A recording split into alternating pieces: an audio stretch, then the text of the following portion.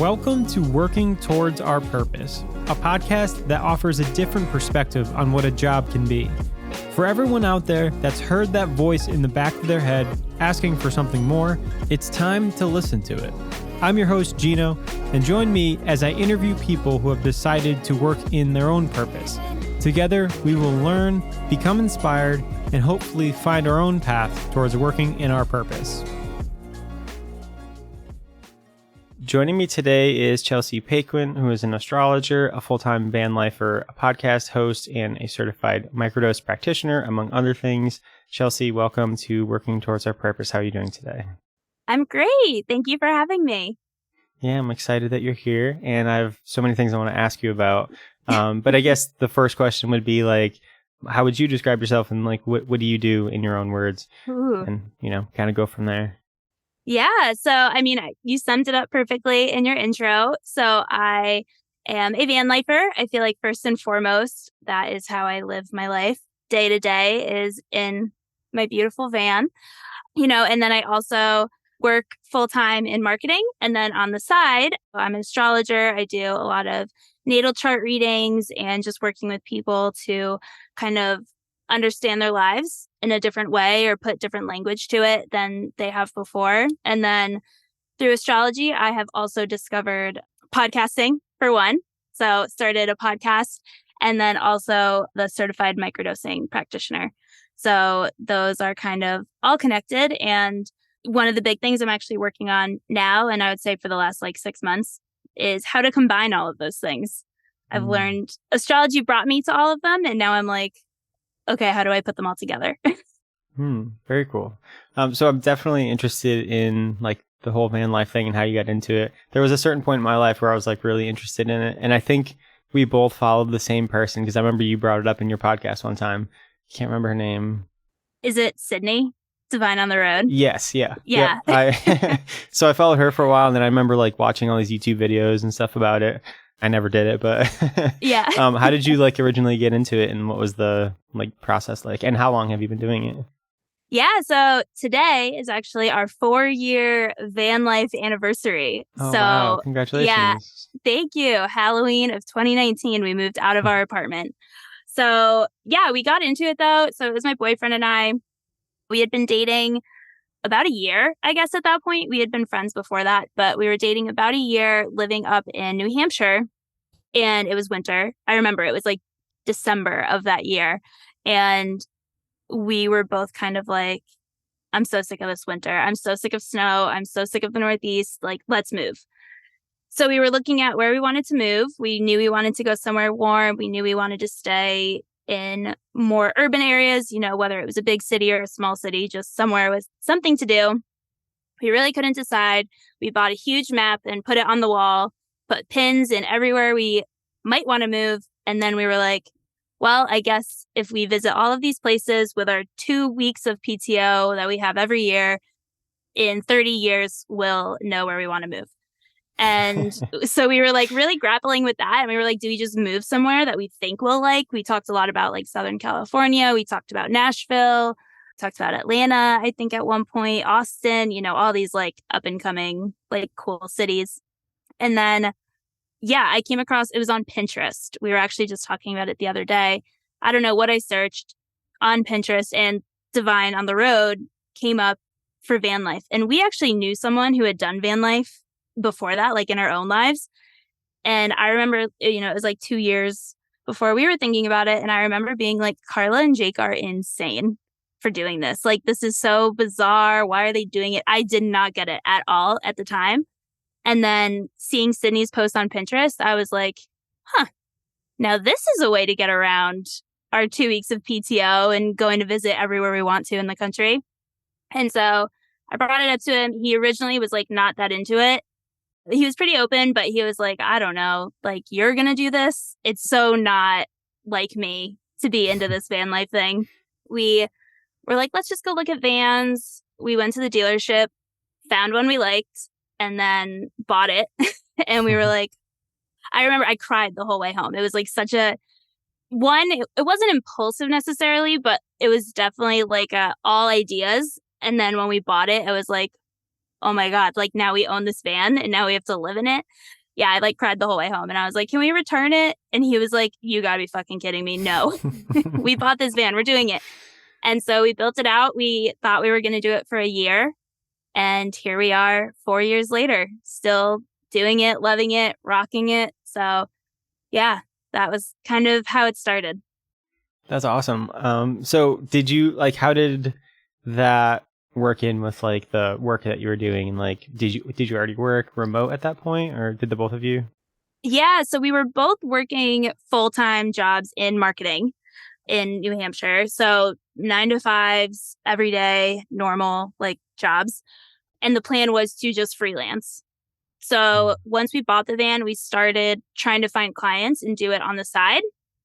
And I actually ended up getting fired from my job like 2 months Wow. after we bought the van. Yeah, which was like a total shock to my system. I was like, I'm such a good worker. This is so not like me. It had no reflection on me as a worker. It's taken me a very long time to like come to terms with that. But I was like shook. I was like, holy shit. So I was like, all right, I guess I'm freelancing now. Like, I guess I'm diving headfirst into it, which ultimately, like, it all worked out. Obviously, I found some clients. And then he went maybe like a month before we moved into the van full time. He had gotten enough freelance clients and quit his job. So it was definitely a transition period. And then I ended up the day we moved into the van was the same day I started freelancing for the company that now I work full time for. So it all kind of like comes full circle in that way. Awesome. So I'm assuming that like you went to college for marketing and that sort of thing. And like, is that still something that I imagine you can use in like all the other things that you do too? Marketing is like such a useful skill that I'm learning as I'm going on my own, and know nothing about. Yeah. Did you always like want to get into marketing and like were interested in it, or? No, honestly. I changed my major, I don't know, like 8 times in college. When I went to college, I had no idea what I wanted to do. All I knew is I really liked to read and write. So I went in undecided and then I was like, oh, I'll be an English major. Pretty quickly, I was like, I like to read and write, but not like these academic books. I'm like, I just kind of like to read more leisurely and I don't want to have to write papers on it. So then I was like, maybe I'll be a journalist. I think I was an anthropology major at one point. I have a minor in psychology and English, and then I ended up in communications. And basically, the only reason I landed there was if I changed my major one more time, I would not have graduated on time. So I was kind of like, I guess I'm doing this. Nice. So what did it look like when you graduated college? Like, did you go out job hunting like, any other college kid? Or like, I remember like for me, it was, I took like a bunch of time off and like, I didn't like initially get a job and I like waited for a long time. What did that look like for you when you graduated?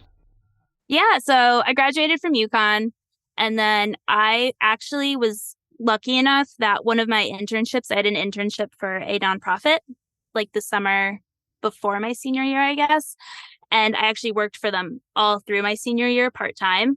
So it was nice when I graduated. I had that job with them. So I was able to just kind of like go right into it. I was running events for them, which I loved. I loved that job. I would have never left if it were up to me, but it was just part-time. So eventually it got to the point I was living at home. I was commuting from my parents' house, which is in like Northwest Connecticut, down to Hartford. So it was like an hour 15 drive each way, sometimes further, but I got to travel a lot with them, which was really cool. I went like all over the country running events for them, not getting paid very well with it being a nonprofit. And eventually my mom was like, okay, I think you need to like get out of the house. You need like, let's find you a real job. Let's do it. And so I ended up applying at the company she worked at, which was headquartered up in New Hampshire. And that's how I ended up in New Hampshire. Was I got just like a marketing associate job there. I moved up. I knew absolutely no one. It was the scariest thing I've ever done to this day, was getting in the car and driving up there with no apartment, no place to live. The company put me in a hotel for, I think, like 6 weeks. Yeah, which was great. And then I moved in with 2 guys who I met through like a girl at work was like, I heard you need an apartment. I know these two guys who are looking for a roommate. And I was like, not really how I pictured it. But at this point, like, I guess I went and met them. They are like two of my closest friends to this day. It's how I met my boyfriend. So it all ended up like working out. I couldn't have asked for more in the end, but it was definitely a leap of faith to like get there. So when you first got into like working for a marketing job and we were up in New Hampshire, was it something that like you enjoyed and like you felt like you were learning? And because my experience, like once I got into jobs from college, I was just like confused. And I mean, definitely different industries, but I went from like learning so much information and like always being challenged in college to then like getting this job where there was like so little required of me and I was just like always confused. What was your experience from like going to college to working full time? Yeah, so I think in some ways it sounds like that, and in other ways it was very different. So it was a medical device company, and so I was always confused, but I was always confused because I had no idea what the fuck I was talking about, and like having to market this device and having to learn all these things about your respiratory system, I was like so far in over my head in that way that I was like, I don't even know how to like market any of this stuff because I don't even know what it does. I am so confused. I'm so lost. It was a small company. They were private at the time, working on going public. The CEO was difficult to say the least. Every time I had an interaction with him, I would like have to go home crying. So it was tough. It was very tough. I felt like in college, I felt smart. Like I felt like I was good at things. I felt like I can do anything I put my mind to. And I feel like that job like shattered any sense of confidence I had. So in that way, it was pretty bad. But I did learn a lot about marketing, I will say. It was definitely like a crash course of like, here's what the real world is like. And here's how you actually have to do, like, this is what you actually have to do. So that was good. And so I did learn a lot of skills then that I still use now, which was good. But And then that also brought you into like being able to freelance and kind of do it on your own. yeah, so I left that job and then had another job in between, marketing arts and crafts. And I was like, felt like it was the best. I was like, oh my God, this could not be easier compared to a medical device company. Now I just get to tell people like, here are different crafts you can do with your paint. Loved it. That was great. And then that's the job that I left to go to freelance. And what did freelancing look like for you as far as like how to get clients and stuff like that? Like, did you have contacts in industry just because you were working in marketing, or like how does one go and get clients? Yeah. So no, I had no contacts. I used the website Upwork a lot. So that was how I started. I was doing mostly social media, just making posts, graphics, captions, things like that for some really random companies. Like when I think about it, I'm like, oh my God, what was I doing? There was one I just always laugh at. Their logo looked like it had been made on like Microsoft Paint. Like their logo was so bad, and they were like a driver's ed company in Texas, I think. And the guys were nice. They were just like two older guys running this driver's ed school. And I was like, I don't know what you want from me. Like, I'm doing my best here, but like there are so many things going wrong. Like social media is not going to help your cause. But yeah, I was using Upwork a lot. I think Indeed had some like filters and stuff you could do for remote work, LinkedIn too, but mostly Upwork. I got a lot through Upwork. And then, yeah, I started the job I'm still at now. I started, I think, like 10 hours a week doing like Facebook ads for them. And they taught me everything about Facebook and Instagram ads. I had no experience, but for whatever reason, they took a chance on me. And now I'm a VP there. I work there full time and have a ton of clients. So yeah, that's been good. And it's really flexible. So the whole company is remote. We have people like all over the world. It's a really small company. There's maybe like 10 of us full time there. So it's been great because it kind of allows me to make my own schedule. And as long as the clients are happy, no one really questions what I do. And so that really allows me to do things like the podcast or do readings on the side.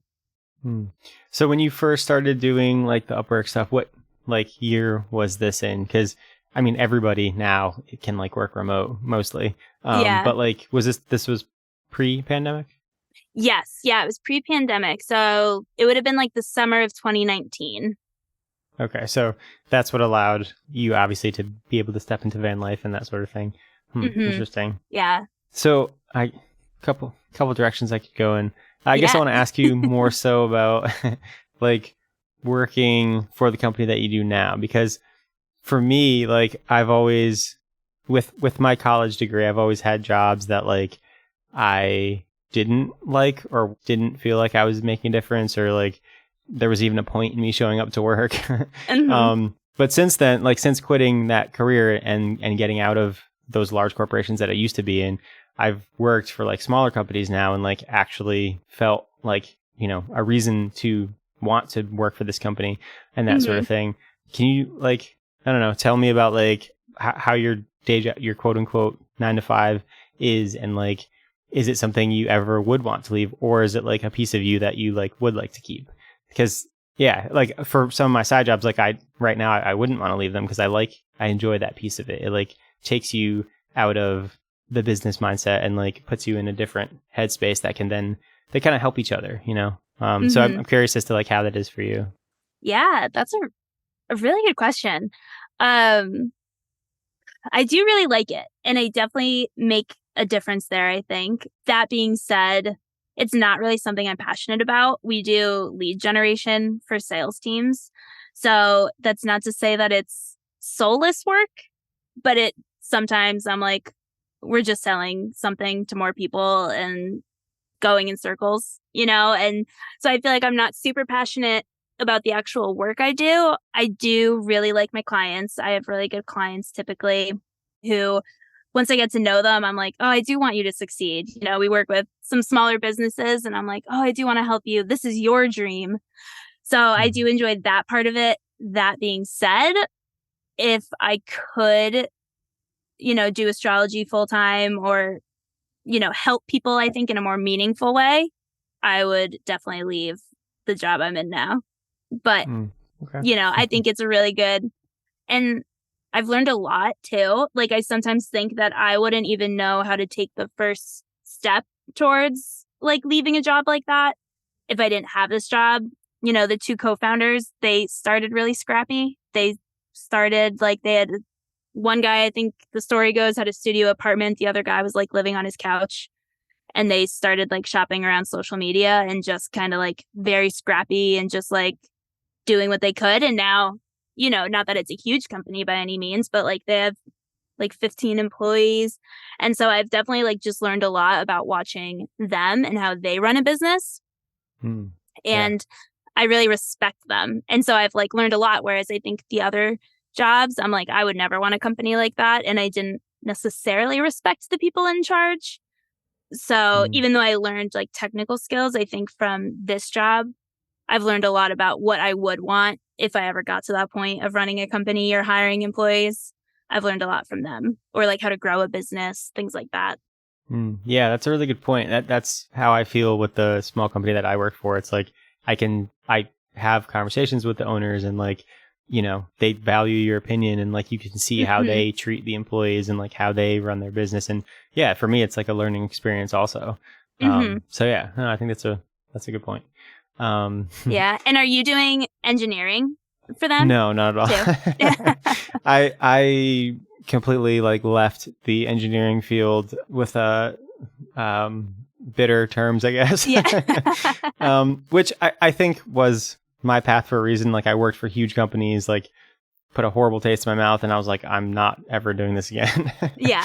I'm sure there's like small engineering companies out there where like I could find a similar experience, but like, no, my like side business now is like something, or side, what do you call it? Side like gig, or whatever you want to call it, is like completely different. So I was doing like various stuff, and then like I kept getting burnt out, and I was like, all right, I need to do something like I want to do for reasons other than money. And I was like, I always kind of wanted to be a barista. Like maybe I should like apply to coffee shops. I live in like a little city, and there's like tons of coffee shops around.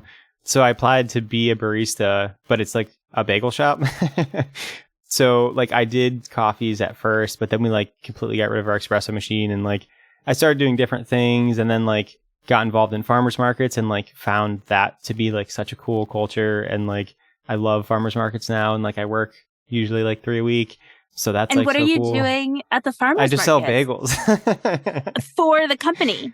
Yeah, yes. Which is like almost its own little business in and of itself, because you're like, I'm the only one that goes to this market, and like I'm selling the product, and like I can see like how much I'm making, and like I don't know, it's almost like a little mini business within the business. Yeah. But for me, it's like I don't have to worry about like the product. I'm just like selling the product now. So it's like sales and like communicating with people, and like I'm learning all these skills that like I was weak in. So yeah, I now have like understood like, okay, it's not a complete failure if you can't like make your sole business or your passion like support you 100%. It's almost like more interesting to have like different pieces of your life, because you could go do this thing and then you can go do this other thing and not get burnt out in one of them. So yeah, that's been like a big mindset shift for me recently. Yeah, and I feel like, I mean, like you just said, even like selling, you know, like sales is such a skill that you are learning it at bagels, selling bagels at the farmer's market. But like, you know, eventually, or if you're not already, like you could use that to sell your audio, your editing skills, you know, Yeah, like just definitely. even the skills transfer. They do, yeah.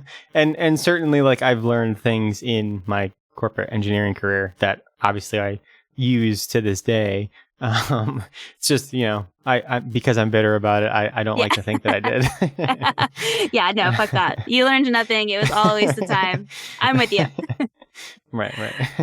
But actually that kind of leads me to like, I kind of had to have that mindset for me to like leave it, because I needed to be like super angry about my situation in order to actually make a change. So it was all helpful. It was none of it was like not helpful. Yeah. Everything happens for a reason, you know, like, or maybe I shouldn't say that, but there's always like the lesson, right? So always something to learn. Yeah. So bringing it back to like van life, because I feel like we caught your work up to like the van life portion. What was it like? So you just bought like an empty van, because I'm personally curious about van life, and you just like put a mini apartment in it. Like, how did you do that? Like, did you find stuff online? Like, did you know how to do any of that? Or no, yeah. So yeah, we bought an empty van.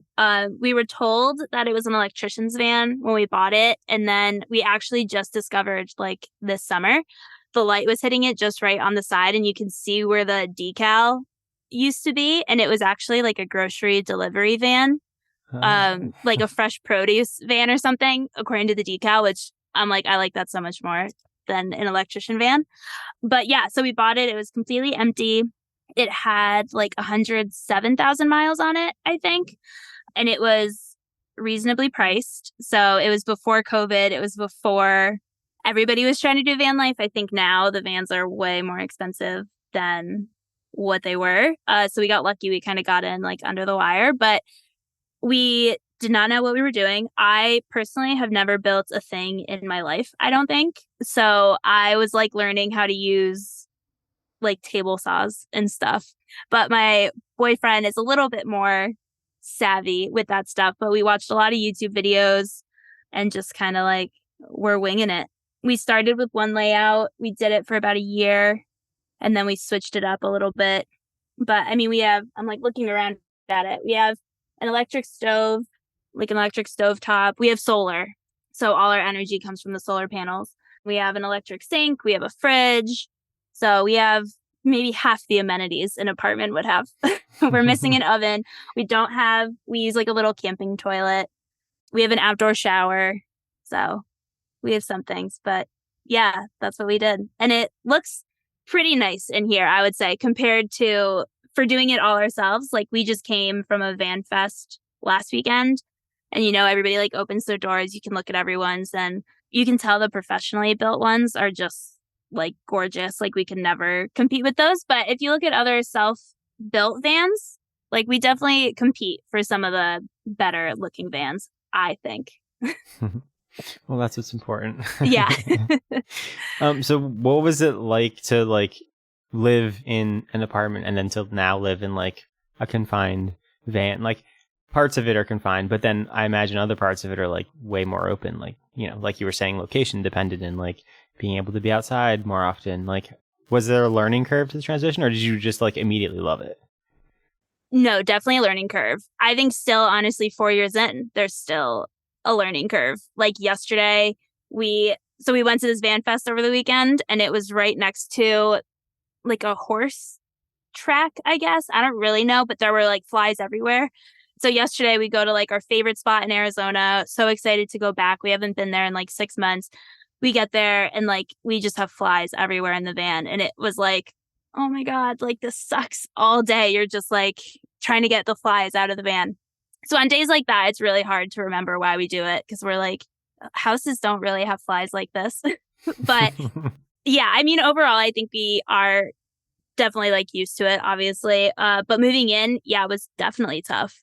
Preparing to move in was really hard. You know, we had to get rid of everything. So we don't own anything that's not in the van, pretty much. I think I have like a little box at my parents' house. He has one at his of just kind of like pictures and like, what's the word for it? I don't know, like emotional mementos. Yeah, like little things that are just kind of like you don't want to throw them out, but you can't keep them in the van. So yeah, everything we own is in the van, which if I were to like tell myself 5 years ago I was going to get rid of all my clothes and all my shoes to move into a van, like I probably would have passed out. I would have been like, no way, that's not me. So that was definitely, I feel like moving into the van was very difficult. Like just the lead up of being like, holy shit, this means I have to get rid of everything. Trying to sell it, what to donate, what to keep. That was really tough. And then, yeah, I think once we moved in too, it's just all of a sudden you're spending every second of every day with the same person. And luckily, I mean, neither of us are fighters, which is great. But still, sometimes you can definitely tell we're like get on each other's nerves. One of us will be like, I'm just going to go work outside. Don't come after me. I just need my alone time. But, you know, I think it also forced us pretty early on to like deal with some of those things and like how do we like to communicate with each other, you know, what's important, what's worth kind of fighting over, what's not, when to give each other space, when to not. I think we had to figure that out pretty quickly once we moved into the van compared to if we were in an apartment. It's, you know, especially working 9 to 5, like we're not with each other all day and then you just come home at the end of the day, like it might be a little bit easier to avoid those conversations. Whereas in the van, it's like we have to talk about it or it'll just fester, I guess, and make it miserable for everyone. Right. There's no hiding. They can't really go too far. Yeah, seriously. So something also that I'm interested about van life is like the community aspect of it. Because like, yeah, you're out alone, but just like you were saying, like there's festivals that you go to and like there's other people. And I imagine like the first time you meet somebody who else is doing the same thing, like you immediately have so much to talk about because you're like, you know, not that many people do it. So when you run into somebody, it's like probably super exciting. What's the like community of van life's like? And I guess how has it changed since you started? Yeah, so I feel like it is different than what I expected it to be like. So I kind of expected, like, based on social media, I'm like, oh my God, look, everyone who lives in a van are best friends and they all hang out all the time. Has not been our experience. I think that is the experience for some people, but we'll go to gatherings, we'll talk to people, we'll meet them, but we don't really have any van life like friends that we are like, oh, are you going to this festival? So are we, let's meet up. It's like if it happens by chance, it happens by chance. But I feel like the community now, so when we first got in the van, it was right before COVID. We moved in like, I guess like what, 6 months before COVID, 5 months before COVID. And I think the van life movement was growing, but it definitely was not like it was in like 2021. I feel like then it was like, holy shit, like everywhere we went, tons of vans, tons of RVs. And now it's like starting to kind of peter out. I think people are having to go back to work.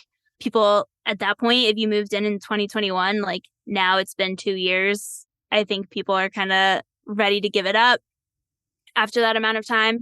I think it's pretty rare, especially now. It's pretty rare for us to meet someone who's done it longer than us. Like looking at younger people under like 40, you know, we meet retirees who are like, oh yeah, we've been in our RV for 20 years or whatever. But I feel like people around our age, most of them have not been doing it as long as us. So I feel like in a way, the community is kind of shrinking again, which has its pros and cons. Sometimes we'll go to a spot and it's just like totally trashed. That was kind of tough. That was a really big thing in the community for a while, was like all of a sudden you have these people moving into vans and they don't know like the quote unquote etiquette of how to treat a place. So that can be kind of tough. But I feel like as it's shrinking, we're kind of getting back to the people who are doing it for like I don't even know how to word it, because I don't want to say like the right reasons, but almost like the right reasons, you know?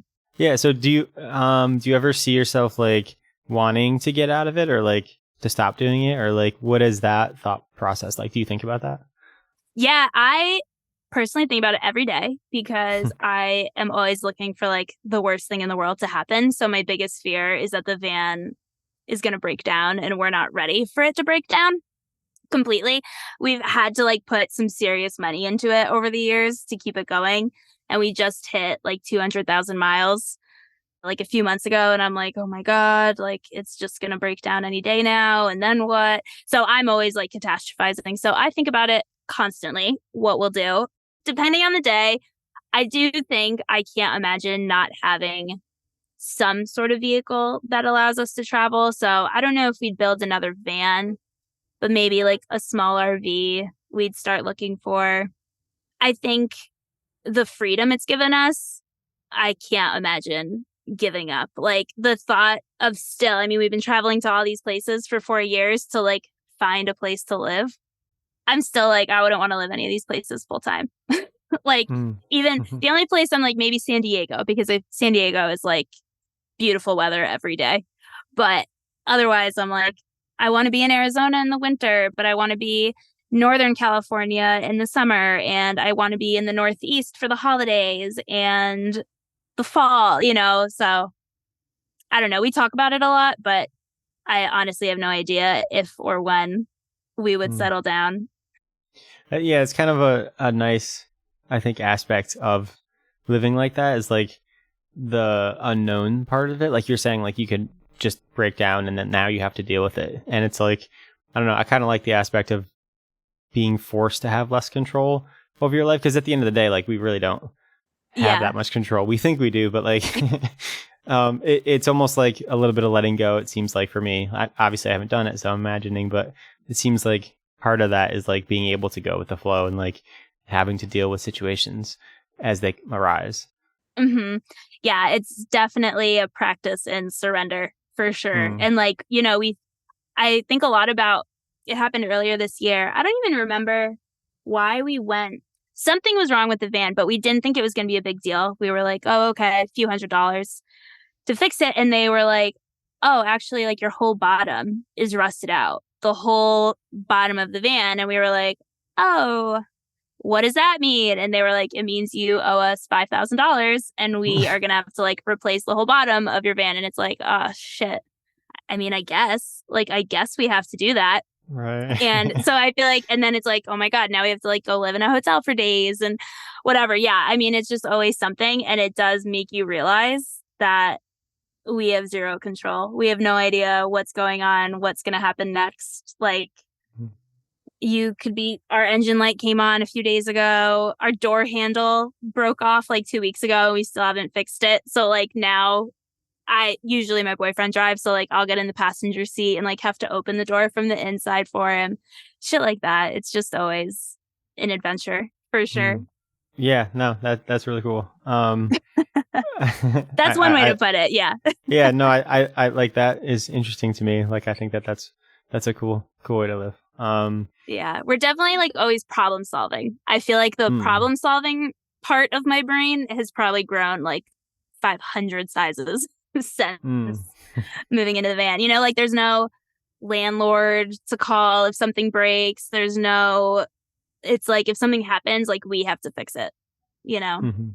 Yeah, right. That's true. I guess I didn't think about that. That's kind of like the nice thing about living in an apartment is you don't have any responsibilities really, except for paying your rent. It's like something can break and it's like, whatever, I don't care. I'll call somebody and they'll fix it. Yeah. So that's funny. So kind of changing topics and getting into the other major part of your life, I guess, is astrology. And like, when did that start in relation to van life? And like, how did that start? Yeah, so it started, I guess it was late 2020, I think. And Alyssa, the co-host of or the ex-co-host, I guess, of the podcast. That's so hard to say.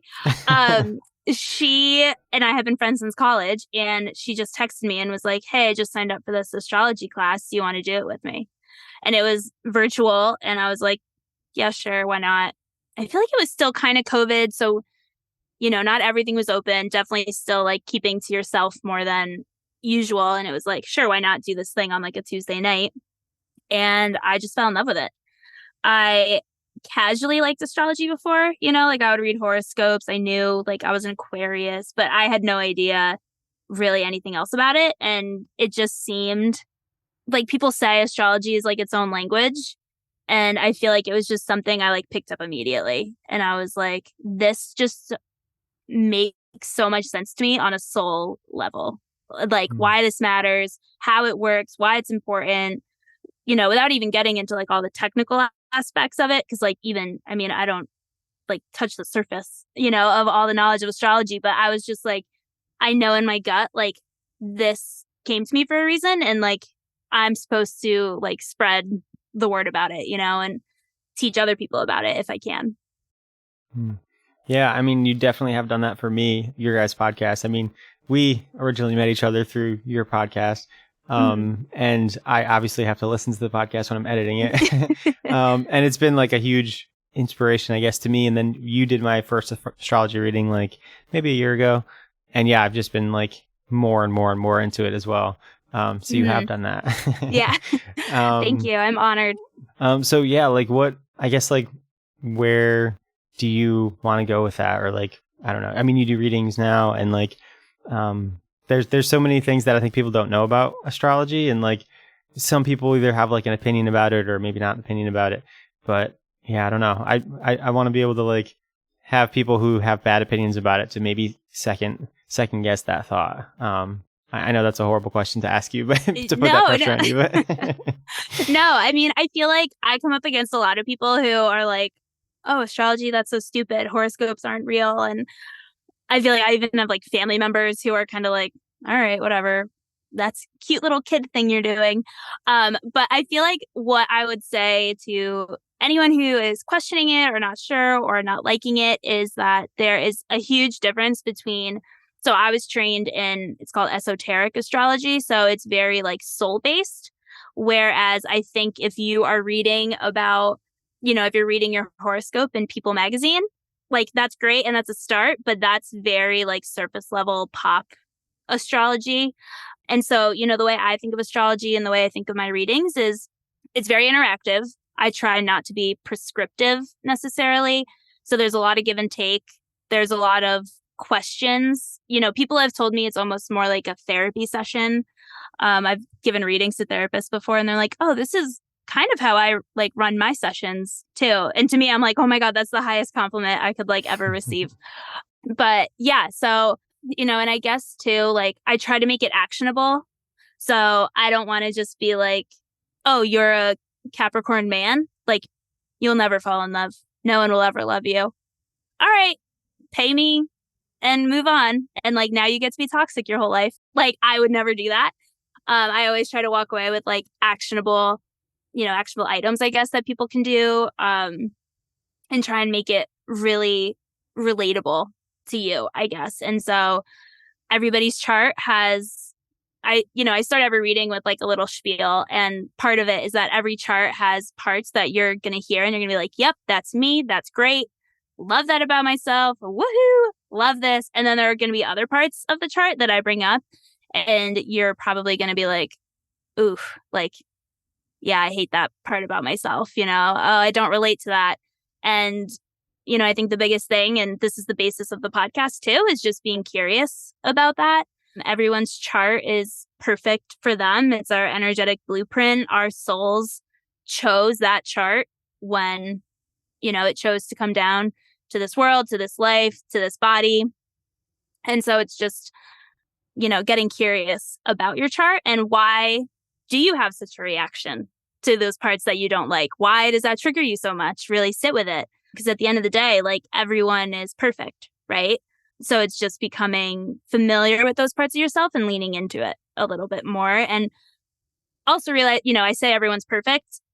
That does not mean that we are not without faults, but that means like we can always keep building and learning, if that makes sense. Yeah, definitely. That's for sure like true with me. And like, especially when you're saying like there's certain things you hear and either you don't like it or you're like triggered by it. You're like, oh, that's not true. That's like the first reaction is to just be like, oh, that's just not true. That's why. But like, if you approach it with a more curious mindset and just, think about like, well, why is that making me upset or why is that angering me? Or then maybe it's like, a shadow side of you or something that you don't really realize that could be a trait or a negative trait.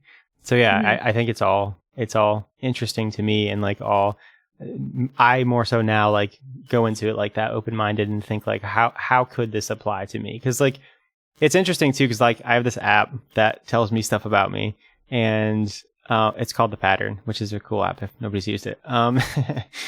And like sometimes I'll read something and I'll like not like it, or sometimes I'll read something and be like, oh, that like perfectly applies to this situation that I'm in. But then I'll think about it and I'm like, well, like it doesn't know that I have this situation. Like I'm the one making that connection. So like at the end of the day, it's not like this. I don't know. I feel like some people are scared of it because it's just telling you like who you are, but like you're also the one that's connecting it to like your experience here too. So it's like it's through your lens, but like I don't know, just like guidance almost. Yeah. And I feel like one of the biggest critiques of astrology is it's like the power of suggestion, that it's so vague that it could apply to anyone. And like, so I put that in quotes. I don't think that's necessarily true, but I think everybody does have all 12 zodiac signs in their personality. Some are just way stronger than others. But if I say something and you're like, oh yeah, that relates to me, and then I can give you a way to move through a situation. Or if I say, how do you typically handle conflict? You're a Gemini, so your way of handling conflict is sometimes maybe you're going to yell and sometimes you're going to like shy away. Is that true for you? And then if they say yes, then we can like talk about ways to move through that or learn from that. If they say no, then it's like, all right, how do you handle conflict? And then we can talk about it from there, so I think it just becomes a new perspective of looking at things. I think we get pretty caught up in the way we view ourselves and the way we view the world. And so I think a lot of people come to astrology with a certain idea of what it means. And then when they have a reading, they walk out of it like, oh, wow, it actually means something completely different. And now I'm thinking about myself and situations in a different way. Yeah, definitely. I could agree with that. Mm-hmm. So we are getting a little close to the end of our time here. And I did want to talk about your podcast and also talk about the transition that your podcast is going through. But I guess start with like maybe telling us how the podcast started. Yeah, so the podcast started about a year ago. So it was Alyssa and I, who we've been friends since college. We met in a sorority there. So, which is a whole story, but we came out of it friends, and then we've been friends ever since. And I feel like the two of us just always have been interested in the same things. We're always like looking at, like wellness. And obviously she's the one who even got me into astrology, even though she never really stuck with it. She's the one that got me into that. I'm taking a somatic class right now because of her, like I feel like we just really influence each other and teach each other a lot. And we had both separately been thinking about starting a podcast and then getting overwhelmed and not doing it. And then trying to do it again on our own and then getting overwhelmed and not doing it. And eventually we were like, let's just do this together. And that was kind of how it started. And it was a huge blessing to do it with her. I mean, it has been like the biggest honor of my life to work with her the last year doing it together. And I understand why she had to step away. But I also don't think I guess I shouldn't say never, but like, I don't know that I would have ever started a podcast on my own, and I think doing it with her for the last year gave me the courage, the bravery, the knowledge to continue it without her now that she's had to step away. Mm-hmm. Yeah. And I think it's also a cool idea, I guess, to even have a podcast together, because I think a lot of people start podcasts alone. But like to be able to work together with somebody, and like you're saying, somebody who's like important in your life, and you feel like you balance each other out or like help each other grow and learn. Like it was interesting, like to hear the both perspectives that you both had like during the course of the podcast. And it's helpful sometimes to like do things with other people instead of just doing it like alone. Like I guess you can do it alone, right? Like I'm sure you could have done it alone, but it's like it's a almost a greater thing to do it with somebody else, to like collaborate and create something that you couldn't have created alone or that she couldn't have created alone. But yeah, so that being said, now you're going to do it alone. And what's the future of the podcast, or where do you want the podcast to be in the future? Is it going to be more towards astrology leading now, or? Because I think because she's I guess we have to give some background, because she's a therapist, right? And you're the astrologer, and it was kind of like the both of you coming together to talk about astrology and other things. Yeah. I mean, I think by default it will be. I definitely think it almost gives me more freedom now, I think, to do it on my own. So I almost see it becoming more of like, before it was a lot of health and wellness, which I think it will still primarily be that. But I'm almost like, now it would make sense to have on someone who does van life, whereas before maybe that wouldn't have made as much sense. So I think, that's just one example, but I'm excited to kind of just follow my curiosity a little bit more and not have to worry about kind of the box we had put ourselves in. I feel like now I'll be able to, I can kind of just do whatever I want because it's mine, right? And so I think that'll be interesting to see like how I choose to grow it. I don't really know, to be honest. I feel like I'm flying by the seat of my pants, just kind of like, oh my God, I guess this is mine now. But I definitely think like that's what comes to mind is I think there will be, I'll keep the same name, The Moon in Your Mind. I love the name. So I don't ever want to change that. But I think it doesn't necessarily need to fit in that space all the time anymore, maybe only 80% of the time. And I think it'll just be like a natural progression. Mm-hmm. Yeah, definitely. I've certainly, I guess there's helpfulness in like trying to create some sort of box so you can, I don't know, let people know what you're doing. But there's also kind of a nice thing to like not have a box and to kind of just go and do the things, like a couple keywords or something, but like go off on just different things. Like that's kind of how I've found this podcast to be, is like I initially just started like interviewing, and I guess I still am, just interviewing people that I know and like that I think are cool, and like just trying to learn from them. And the themes, I guess, kind of interweave in and out, but like I'm talking to people that do very different things. Like it's not just like entrepreneurs or creatives or artists. It's like all the things that interest me. And that's what's kind of cool about podcasting, is like it can be everything that you're interested in, and then it helps you figure out more so what you're interested in. So I think it's an exciting place to be. Yeah. And I mean, the podcast has taught me so much too. And like, doing it with Alyssa, we've had guests on who are like heroes of mine, and like, when would I have ever gotten a chance to talk to some of them? I would have had to probably pay them like thousands of dollars for, to like talk to them and be one of their clients. But instead, I feel like the way podcasts are just inherently like built, I guess, like you just get to sit down and have a conversation with the coolest people, it's incredible. It's so fun. Like, it's just, I love it. I knew I was going to like it. There was a reason I felt so drawn to doing it. I did not expect to love it as much as I do. Yeah. I always say that, like, it's, even if nobody ever listens, it's so beneficial to me because I get to have like long form conversations with somebody that I'm interested in what they're doing. And like, where can you do that? Like normally that's like an ask or a favor, but here it's like, well, it's a podcast. So it's like, it's kind of a win-win thing, I guess. Yeah. So that's been cool. Yeah. So yeah, we're, like I said, we're coming to the end of our time here. So if people are interested and they want to get an astrology reading, which I would highly recommend, where should they go and where can they listen to your podcast? Yeah. So the podcast is called The Moon in Your Mind. It's on every platform, Spotify, Apple, Stitcher, I think is another big one. wherever. It's everywhere that I could possibly get it. And then you can follow me on social media. It's Chelsea Winter Wellness. I'm trying to grow my following. That's like another big project I'm doing. So I'm really out of my comfort zone doing reels and stuff recently. And then if you want a reading, you can email me. It's just chelsea@chelseawinterwellness.com or go on chelseawinterwellness.com and you can actually just book it right on there. Awesome. Well, I will definitely link all that information in the show notes so people don't have to remember it. And thank you so much for being on the podcast. This was a really fun conversation. Yeah, thank you. This was great. Thank you for listening to Working Towards Our Purpose. If you liked today's episode and are interested in more, you can sign up for my Substack newsletter with the link in the show notes, where I share thoughts, tips, and ideas that I'm learning along my journey to help inspire you. The show was produced by Pleasant Podcast at pleasantpodcast.com.